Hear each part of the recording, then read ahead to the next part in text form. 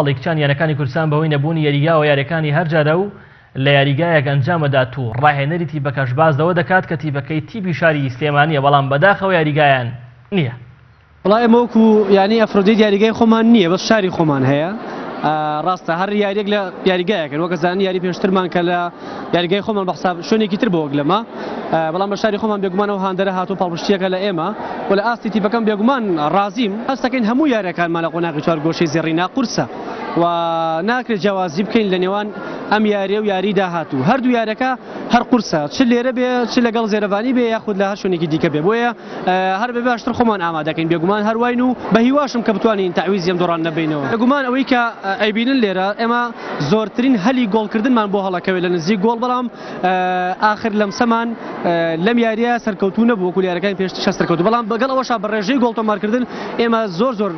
گۆڵمان تۆمار کردووە لە کۆی بتۆڵەکەیە وڵاهی ئێمە هەوڵمان ناوە چارەسەریکەین ئەوە تا لێرە بەهێزەکە ئێمە دەست پێشخەر بووین لە تۆمارکردنی گۆڵیشا و لە کۆتایی یاریەکەشە هەلمان بۆ هەڵکەوت کە